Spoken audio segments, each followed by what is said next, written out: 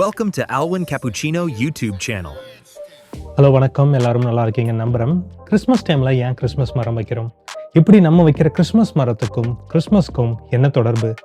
Christmas மரம் வைக்கிறதால நம்ம எதை நினைவு கூர்றோம் அப்படின்னு ஒரு கேள்வி உங்களுக்கு இருந்துச்சுன்னா அதை பற்றி தான் இன்றைக்கி இந்த வீடியோவில் பார்க்க போகிறோம். அதாவது கிறிஸ்மஸ் ட்ரீ வைக்கிற பழக்கம் நம்ம எல்லார் மத்தியிலையும் வழக்கமாகவே இருக்குது. நம்முடைய கோயில்களில் வைப்போம், வீடுகளில் வைப்போம், எல்லா இடத்துலையும் வச்சு அலங்கரிப்போம். வெளிநாடுகளில் பார்த்திங்கன்னா அவங்களுடைய பப்ளிக் பிளேஸில் கூட பெரிய கிறிஸ்மஸ் மரங்களை வச்சு கொண்டாடுவாங்க. இப்படிப்பட்ட இந்த கிறிஸ்மஸ் மரத்துக்கு ஒரு வரலாறு இருக்குது. அதை தான் இன்றைக்கி நம்ம பார்க்க போகிறோம். கிறிஸ்மஸ் மரம் இதுக்கு தான் வைக்கிறோம், இதுதான் அதோட காரணம். இயேசு ஒரு மரத்தில் இறந்தார், சிலுவை மரத்தில் இறந்தார், அதை இந்த கிறிஸ்மஸ் மரம் நமக்கு நினைவூட்டுது அப்படின்னு ஒரு சில பேர் நீங்கள் சொல்கிறத கேட்டிருப்பீங்க. ஆனால் இந்த வீடியோ பார்த்து முடிக்கும் பொழுது உங்களுக்கு உண்மையான காரணம் என்னன்றது கண்டிப்பாக புரியும். கிறிஸ்மஸ் டைமில் கிறிஸ்மஸ் மரம் நம்ம வைக்கிறோம். இது எப்போலேருந்து வைக்க ஆரம்பிச்சாங்கன்னு உங்களுக்கு தெரியுமா? ஒரு 200 வருஷமாக தான் வைக்கிறாங்கன்னு உங்களுக்கு தெரியுமா?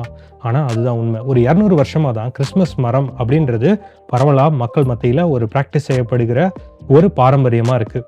அதுவும் இது எப்போலேருந்து ஆரம்பிக்குதுன்னா ஒரு 19ஆவது நூற்றாண்டு தொடக்கத்திலிருந்து தான் எல்லா இடத்துலையும் பரவ ஆரம்பிக்குது. எவர்கிரீன் ட்ரீ, இந்த எவர்கிரீன் ட்ரீயை கிறிஸ்மஸ் ட்ரீயை நம்ம கிறிஸ்தவர்கள் பயன்படுத்துறதுக்கு முன்னாடியே ஏன்ஷியன் கலாச்சாரங்களை கொண்ட ரோமானியர்கள் மற்றும் எகிப்தியர்கள் மற்றும் செல்டிக் கலாச்சாரத்தை உடைய மக்கள் ஏற்கனவே இந்த எவர்கிரீன் ட்ரீயை அவர்களுடைய வீடுகளில் வின்டர் ஃபெஸ்டிவல்ஸ் டைமில் அலங்கரிக்க பயன்படுத்தியிருக்காங்க. குறிப்பாக அவர்களுக்கு இந்த மரம் எதை குறிக்குதுன்னா நீடிய வாழ்வையும் ஒளியையும் மகிழ்ச்சியையும் குறிக்குது. ஏன்னா அவர்களுடைய குளிர்காலங்கள்லையும், அதான் டார்க்கஸ்ட் டைம் சொல்லுவாங்க, கோல்டஸ்ட் டைம், குளிர்ந்த காலங்கள் ரொம்ப கஷ்டப்படுற காலமாக இருக்கும். அந்த டைம்லையும் இந்த மரம் பச்சை பசேல்னு இருக்கிறத பார்க்கும் பொழுது அவர்கள் என்ன சொல்லுவாங்கன்னா, இந்த மரம் நீடிய வாழ்வையும் கஷ்டமான சூழ்நிலைகளையும் வாழ்வை எப்படி தொடரணும் அப்படின்றத சொல்லித்தருது அப்படின்றத நம்பினாங்க. அந்த நம்பிக்கையோட இந்த மரத்தை அவர்களுடைய வீடுகளில் அவர்களுடைய வின்டர் திருவிழாக்களில் இவர்கள் அலங்கரித்தாங்க.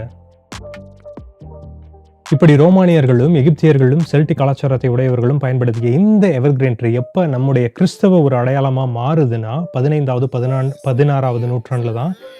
ஏன் இந்த டைமில் அது மாறுச்சுன்னா, அந்த டைமில் யூரோப்பில் ஆதாம் ஏவாளுக்குரிய ஒரு திருவிழாவை கொண்டாடுவாங்க. குறிப்பாக டிசம்பர் 24. அப்போ அந்த டைமில் கிறிஸ்து பிறப்புக்கு ஒரு நாளைக்கு முன்னாடி ஆதாம் ஏவாளுக்குரிய திருவிழாவை கொண்டாடுவாங்க. அந்த டைமில் என்ன பண்ணுவாங்கன்னா, இன்றைக்கி நம்ம படம்லாம் பார்க்குறோம், வீட்டில் டிவியெல்லாம் இருக்குது. ஆனால் அந்த காலத்தில் அது மாதிரி எதுவுமே இல்லை. அதனால் அந்த காலங்களில் இவங்க ஸ்டேஜில் ஒரு ட்ராமா போடுவாங்க. ஆதாம் ஏவாள் எப்படி இருந்தாங்க, எப்படி அவர்கள் ஒரு மரத்தின் கனியை பறித்து சாப்பிட்டதால பாவம் இந்த உலகத்துக்கு வந்துச்சு அப்படின்றத ஒரு ட்ராமாவாக போடுவாங்க. நான் ஏற்கனவே சொல்லியிருந்தேன், இந்த டைம் டிசம்பர் டைம் அவங்களுக்கு ஒரு வின்டர் டைம், ஃபுல்லாக பனியாக இருக்கும், மரங்கள் எதுவும் இருக்காதுன்னு. அதனால் இவர்கள் அந்த ஆதாம் ஏவாள் ஏதன் தோட்டத்தில் இருந்த ஒரு மரத்தை குறிக்கிறதுக்காக இந்த எவர்கிரீன் ட்ரீயை தான் பயன்படுத்தினாங்க. இந்த மரம் ஒரு ஏதேன் தோட்டத்தில் உள்ள ஒரு மரமாக இருக்கணுன்றதுக்காக இந்த மரத்தில் பழங்களை தொங்க விட்டாங்க. இப்படி நடத்தப்படுற அந்த நாடகத்தோட பேர் என்ன சொல்லுவாங்கன்னா பேரடைஸ் பிளேன்னு சொல்லுவாங்க. அந்த நாடகத்தில் பயன்படுத்துகிற அந்த மரத்தை என்ன சொல்லுவாங்கன்னா பேரடைஸ் ட்ரீன்னு சொல்லுவாங்க. இப்படி அந்த நாடகத்தில் பயன்படுத்தப்படுற அந்த எவர்கிரீன் ட்ரீ தான் நாளடைவில் கிறிஸ்மஸ் ட்ரீயாக நமக்கு மாறுது. ஏன்னா இப்படி அந்த மக்கள் அந்த நாடகத்தில் அந்த ட்ரீயை பழங்களை தொங்க விடப்படுற அந்த மரத்தை பார்க்குறாங்க. அதை பார்த்து அவருடைய வாழ்க்கையின் ஒரு அங்கமாக அந்த மரம் மாறுது கிறிஸ்மஸ் டைமில். இப்படி அந்த மரம் மாறும் பொழுது ஒரு காலகட்டத்தில் இந்த நாடகம் ஒரு சில காரணங்களால் ஒரு சில இடங்களில் தடைபடுது. இப்படி தடைபடும் பொழுது இருந்தாலும் இந்த ஆதாம் ஏவாளையும் அதுக்கு அடுத்த நாள் நடக்க போகிற கிறிஸ்மஸையும் நினைவு கூர்ற ஒரு சில மக்கள் இந்த மரங்களை அவருடைய வீடுகளில் எடுத்துகிட்டு போய் அலங்கரிக்கிறாங்க. இப்படி தான் கொஞ்சம் கொஞ்சமாக இந்த கிறிஸ்மஸ் ட்ரீன்றது ஒரு கிறிஸ்தவ ஒரு ப்ராக்டிஸாக ஜெர்மனியில் ஆரம்பிக்குது. இப்படித்தான் கிறிஸ்மஸ் ட்ரீன்னு சொல்கிற இந்த எவர்கிரீன் ட்ரீ ஆதாம் ஏவாள் செய்த பாவத்தையும் அதுக்கு அடுத்த நாள் எப்படி இயேசு பிறந்து அந்த பாவத்தை அழித்தார் அப்படின்றதையும் அந்த காலகட்டங்களில் மக்களால் பார்க்கப்படுது. அது மட்டும் இல்லாமல் இயேசு ஒரு 2வது ஆதாமாக, அதாவது முதல் ஆதாமால் பாவம் வந்தது, இயேசு ஒரு மறு ஆதாமாக பிறந்து இந்த பாவத்தை அழிக்கிறார் என்பதையும் அவர்களுக்கு ஒரு தியாலாஜிக்கல் ஒரு அர்த்தமாக அவர்களுக்கு வெளிப்படுத்தியது. கூடவே இன்னொரு விஷயத்தையும் நம்ம ஞாபகம் வச்சுக்கணும். அதாவது இன்றைக்கி நம்முடைய கிறிஸ்மஸ் ட்ரீயில் நம்ம நிறைய பொருட்களை வச்சு அலங்கரிக்கிறோம். ஆனால் இது முதல்ல எங்கேருந்து ஆரம்பிக்குதுன்னா, நான் ஏற்கனவே சொன்னது போல் அந்த ஆதாம் ஏவாள் நாடகத்தில் இருந்து தான். அந்த ஆதாம் ஏவாள் நாடகத்தில் அந்த மரத்தில் ரெட் கலரில் உள்ள ஆப்பிள்ஸை தொங்க விட்டுருப்பாங்க. அதாவது ஏதேன் தோட்டத்தில் இருக்கிற மரத்தை குறிக்கிற ஒரு மரமாக நாளடைவில் இதை வந்து மக்கள் வீடுகளுக்கு எடுத்துகிட்டு போகும்பொழுது என்ன ஆகுதுன்னா, அவர்கள் இதில் வேஃபர்ஸ் அப்படின்னு சொல்லக்கூடிய ஒரு வகையான தின்னக்கூடிய உணவுப் பொருட்களை அதில் தொங்க விடுவாங்க.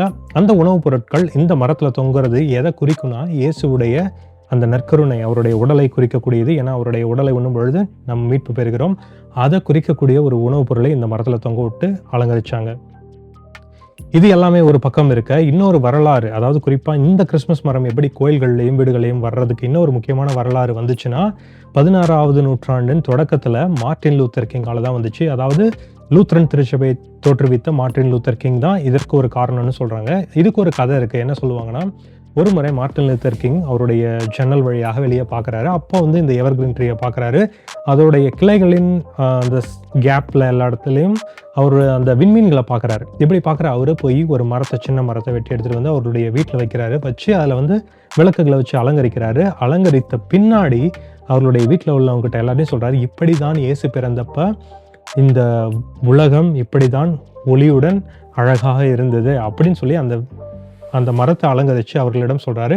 இது ஒரு ட்ரெடிஷனாக மாறியதாகவும் சொல்கிறாங்க. இப்படியெல்லாம் பல வரலாறுகள் இருக்க, இந்த கிறிஸ்மஸ் மரம் உலகம் ஃபுல்லாக பரவிய ஒரு பழக்கமாக எப்போ மாறுதுன்னா, 1848 தான். அதாவது 1848 குயின் விக்டோரியா மற்றும் பிரின்ஸ் ஆல்பர்ட், இங்கிலாந்து நாட்டை உரிய அந்த அரசியரும் அவங்க வந்து ஒரு கிறிஸ்மஸ் மரத்து கூட ஒரு புகைப்படம் எடுக்கிறாங்க. அந்த புகைப்படம் நாளடைவில் வந்து 1848 அந்த காலகட்டங்களில் நியூஸ் பேப்பரில் வெளியிடப்படுது. இதை மக்கள் பார்த்த பின்பு தான் இந்த பழக்கம் இன்னும் உலகம் ஃபுல்லாக பரவியதாக சொல்கிறாங்க. அதன் பிறகு 20வது நூற்றாண்டின் தொடக்கத்தில், அதாவது 1900 அந்த வருட காலகட்டங்களில் நிறைய ஜெர்மானியர்கள் அமெரிக்காவுக்கு குடிபெயர்றாங்க. இப்படி அவர்கள் குடிபெயரும் பொழுது அவர்கள் இந்த கிறிஸ்மஸ் மரம் வைக்கக்கூடிய பழக்கத்தை அங்கேயும் கடைபிடிக்கிறாங்க. இப்படி தான் அமெரிக்காவில் கடைபிடிக்கப்பட்ட அந்த கிறிஸ்மஸ் மரம் வைக்கக்கூடிய அந்த பழக்கம் இன்னும் பிரபலமாகி உலகம் ஃபுல்லாகவே ஒரு குளோபல் சிம்பிளாக இன்றைக்கி கிறிஸ்மஸ் மரன்றது கிறிஸ்மஸை குறிக்கக்கூடிய ஒரு சிம்பிளாக இன்றைக்கி மாறி இருக்கு. இந்த வீடியோ கண்டிப்பாக உங்களுக்கு பிடிச்சிருக்குன்னு நம்புகிறேன். நீங்கள் கண்டிப்பாக இந்த கிறிஸ்மஸ் ட்ரீயோட வரலாறை என்ஜாய் பண்ணியிருப்பீங்கன்னு நம்புகிறேன். இப்படிப்பட்ட இந்த வரலாறுகளை எல்லாத்தையும் நான் ஏன் உங்களுக்கு சொல்கிறேன்னா, நம்முடைய கிறிஸ்தவ பழக்க வழக்கங்களில் பல பழக்க வழக்கங்களுடைய வரலாறு நமக்கு தெரியாமையே இருக்குது.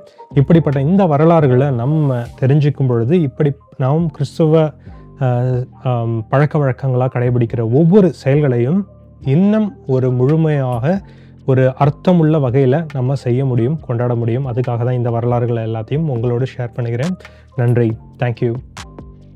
Please subscribe, like, share, and hit the bell button. See you in another video.